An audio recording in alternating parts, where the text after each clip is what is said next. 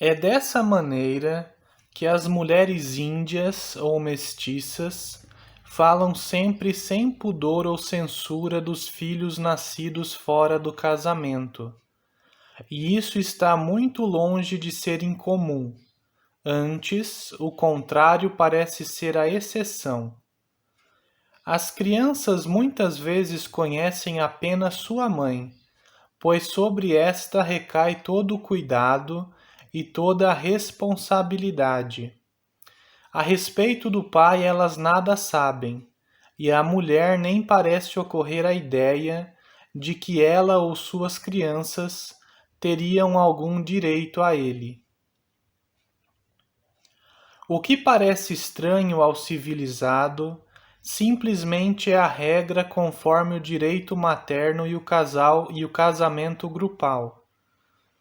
Há ainda outros povos em que os amigos e os parentes do noivo ou os convidados da festa de casamento fazem valer, durante as próprias núpcias, o tradicional direito à noiva, e o noivo é o último a ter vez.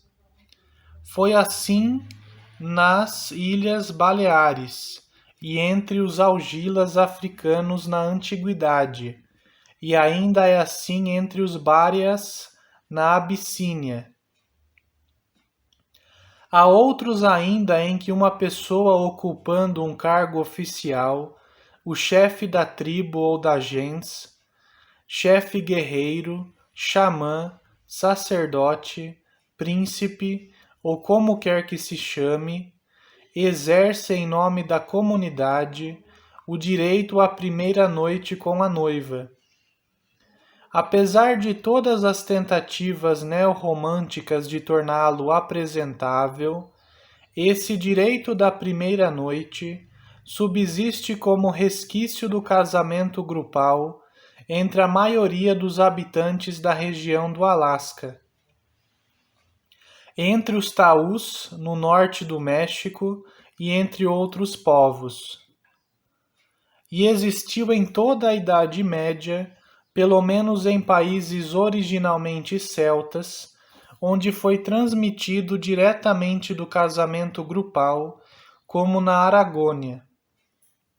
Ao passo que no reino de Castela, o camponês nunca esteve submetido à servidão, na Aragônia reinou a mais infame servidão, até a sentença arbitral de Fernando o Católico em 1486. Nesse documento oficial consta o seguinte: julgamos e decidimos que os referidos senhores também não poderão, quando o camponês desposar uma mulher, passar a primeira noite com ela, nem poderão, em sinal de domínio, durante a noite de núpcias, depois que a mulher tiver se recolhido à cama, ir para cima da cama e da referida mulher. Tampouco poderão os referidos senhores servir-se da filha ou do filho do camponês, com ou sem pagamento, contra a vontade deles. Além disso, Bachofen tem toda a razão quando afirma de modo coerente que a transição do que ele chama de heterismo ou procriação pantanosa para o casamento monogâmico se teria dado essencialmente por obra das mulheres. À medida que as condições econômicas de vida se desenvolviam e, portanto, minavam o antigo comunismo, e à medida que aumentava a densidade populacional, as relações sexuais tradicionais iam perdendo seu caráter inocente de primitividade selvagem, e na mesma proporção iam se tornando mais humilhantes e opressivas para as mulheres, tornando-se mais premente para elas o desejo da instituição do direito à castidade e ao casamento temporário ou permanente com um só homem como libertação. A iniciativa para esse avanço jamais poderia partir dos homens, já que até hoje, em momento algum, lhes ocorreu a ideia de renunciar às facilidades do casamento grupal real. Somente depois que as mulheres tinham feito a transição para o casamento do par, os homens puderam introduzir a monogamia estrita, todavia só para as mulheres. A família de um par surgiu na fronteira entre o estado selvagem e a barbárie, geralmente já no estágio superior do estado selvagem, e aqui e ali só no estágio inferior da barbárie. Ela é a forma característica de família no período da barbárie, a exemplo do casamento grupal para o período do estado selvagem e a monogamia para o da civilização. Para continuar a desenvolvê-la como monogamia consolidada, foram necessários outros motivos além daqueles que encontramos em ação até agora. Com a formação do par, o grupo já havia se reduzido à sua última unidade, a sua molécula de 2 átomos, um homem e uma mulher. A seleção natural havia chegado ao seu termo mediante a exclusão contínua e coerente da comunhão conjugal. Nessa direção, não havia mais nada que ela pudesse fazer. Portanto, se não entrassem em ação novas forças motrizes de cunho social, não haveria razão para que a formação do par desse origem a uma nova forma de família. Porém, essas forças motrizes entraram em ação. Deixemos agora a América, solo clássico da família de um par. Nenhum indício permite concluir que se desenvolveu ali uma forma mais elevada de família, que ali, antes do descobrimento e da conquista, tenha havido alguma vez, e em algum lugar, uma monogamia consolidada. Foi diferente no Velho Mundo. Ali a domesticação de animais e a criação de rebanhos desenvolveram uma fonte de riqueza sem precedentes e criaram relações sociais totalmente novas. Até o estágio inferior da barbárie, a riqueza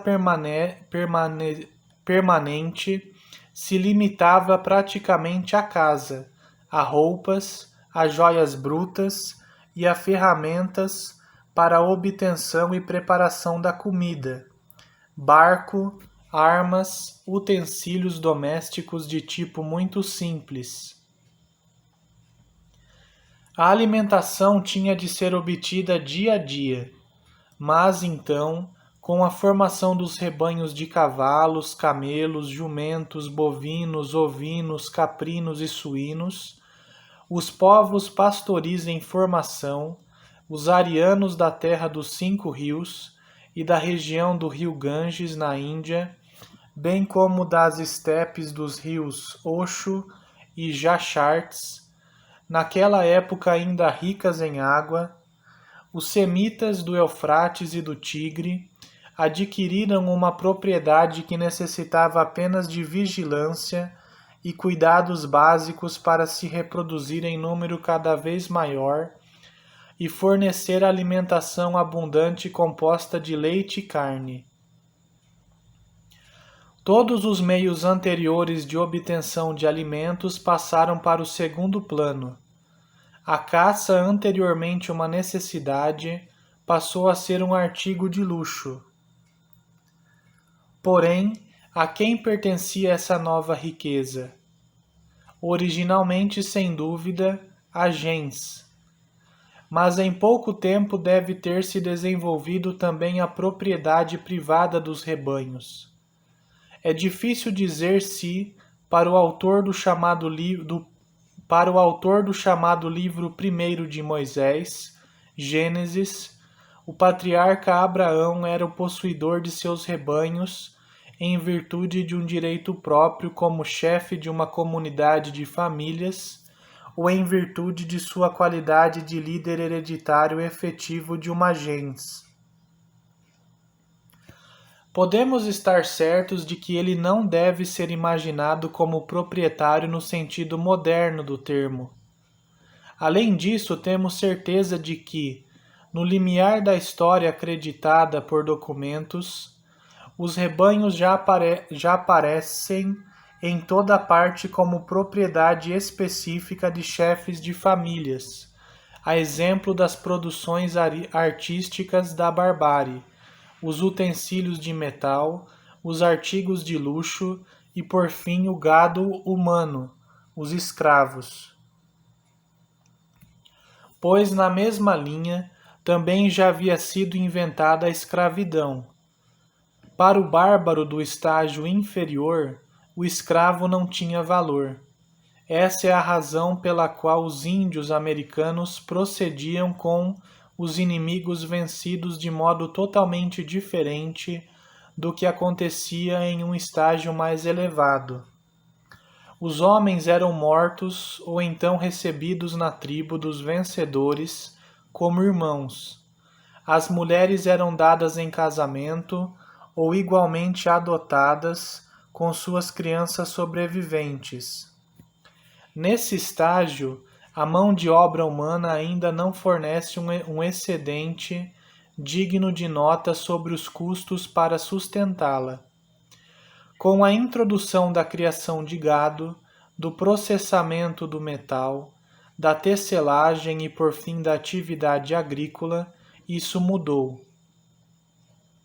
O que aconteceu com as esposas, que antes eram fáceis de conseguir e passaram a ter valor de troca e a serem compradas, aconteceu também com a mão de obra, especialmente depois que os rebanhos passaram definitivamente a ser posse das famílias. A família não se multiplicava tão rapidamente quanto o gado. Mais pessoas eram necessárias para vigiá-lo. Na condição de prisioneiro de guerra, o inimigo podia ser usado para esse fim, e além disso podia perfeitamente ser criado e reproduzido como o próprio gado. Assim que passaram a ser posse privada das famílias e foram rapidamente multiplicadas, essas riquezas representaram um duro golpe para a sociedade fundada sobre o casamento do par e da gens de direito materno. O casamento do par introduzira um elemento novo na família. Ao lado da mãe natural, colocara o pai natural acreditado, que provavelmente gozava de mais crédito do que muitos pais de hoje em dia. De acordo com a divisão do trabalho na família naquele tempo, cabia ao homem a obtenção dos alimentos e dos instrumentos de trabalho necessários para isso e, portanto, também a propriedade destes últimos. Em caso de separação, ele os levava consigo, assim como a mulher ficava com os utensílios domésticos.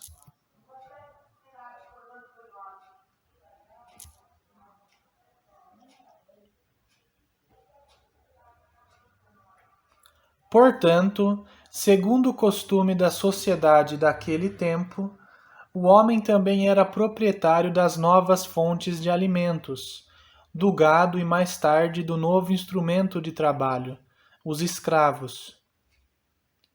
Porém, de acordo com o costume da mesma sociedade, seus descendentes não podiam herdar dele, pois nesse tocante a situação era como se segue. Conforme o direito materno, ou seja, enquanto a linhagem foi considerada apenas pela linha feminina, e de acordo com o uso hereditário primitivo praticado na gens, os parentes gentílicos herdavam inicialmente dos membros gentílicos falecidos. O patrimônio deveria permanecer na gens. Diante de sua insignificância, pode ser que na prática esses bens tenham passado desde sempre para os parentes gentílicos mais próximos, ou seja, para os parentes consanguíneos do lado materno. Porém, filhos, filhas do homem falecido não pertenciam à sua gens, mas à de sua mãe. No começo, eles herdaram dos demais parentes consanguíneos da mãe, e mais tarde, talvez em primeira linha desta, não podendo porém herdar de seu pai, porque não pertenciam à sua gens, na qual o patrimônio deste deveria permanecer. Por ocasião da morte do proprietário dos rebanhos, estes teriam passado, portanto, primeiro para os irmãos e irmãs dele, e para os filhos e filhas das irmãs dele, ou para os descendentes das irmãs de sua mãe. Mas seus filhos e filhas ficavam sem herança. Portanto, à medida que se multiplicavam, as riquezas por um lado proporcionavam ao homem uma posição mais importante do que a da mulher na família, e por outro geravam um impulso para valer-se dessa posição fortalecida, a fim de derrubar a sucessão hereditária em favor de seus filhos-filhas. Mas isso não foi possível enquanto vigorou a linhagem segundo o direito materno. Era esta, portanto, que tinha de ser derrubada, e ela o foi. Isso nem foi tão difícil como parece hoje, pois essa revolução, uma das mais incisivas que a humanidade vivenciou, não precisou tocar em nem sequer um dos membros vivos de uma gens. Todos os integrantes da gens permaneceram exatamente como estavam.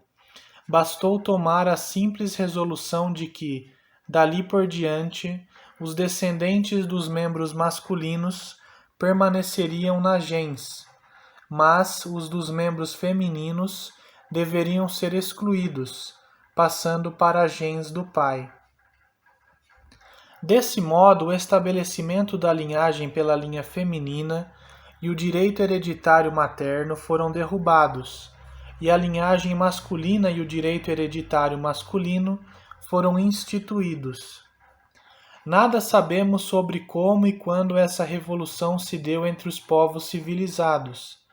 Ela ocorreu inteiramente na época pré-histórica, mas o fato de que ocorreu está mais do que comprovado pelos vestígios abundantes de direito materno, reunidos principalmente por Bachofen.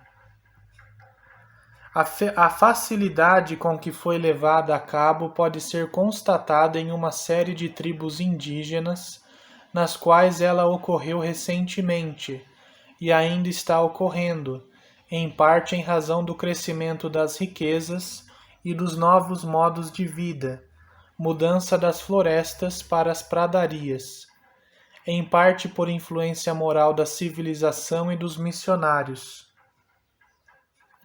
De 8 tribos missouris, 6 têm linhagem e sucessão hereditária masculinas, mas 2 ainda têm as femininas. Entre Shawnees, Miamis e Delawares, adotou-se o costume de implantar filhos-filhas na gens do pai, dando-lhes um nome gentílico pertencente a esta, para que pudessem herdar do pai. Casuística inata do ser humano há de mudar as coisas mudando-lhes o nome, e encontrar maneiras escusas de romper a tradição a partir da tradição quando suficientemente motivado por um interesse direto. Marx. Isso deu origem a uma confusão insanável que só poderia ser remediada, e em parte foi, pela transição para o direito paterno. Essa parece ter sido em geral a transição mais natural. Marx. A respeito do que os juristas comparativos sabem nos dizer sobre o modo como essa transição se deu entre os povos civilizados do Velho Mundo, todavia quase só hipóteses, confira M. Axin Kovalensky. A derrubada do direito materno representou a derrota do sexo feminino no plano da história mundial. O homem assumiu o comando também em casa. A mulher foi degradada, escravizada, tornou-se escrava do desejo do homem e mero instrumento de procriação. Essa posição humilhante da mulher, que aflora principalmente entre os gregos do período heróico e mais ainda do período clássico, foi gradativamente floreada e dissimulada e em parte revestida de formas atenuadas, mas de modo algum foi eliminada. O primeiro efeito da recém-fundada autocracia dos homens manifesta-se na forma intermediária da família patriarcal que então emerge. Sua principal característica não é a poligamia, da qual falaremos mais adiante, mas a organização de um certo número de pessoas livres e não livres em uma família, sob o poder paterno do chefe da família. Na forma semítica, esse chefe de família vive em poligamia. Os não livres têm mulher e filhos, filhas, e a finalidade de toda a organização é a manutenção de rebanhos em uma região delimitada.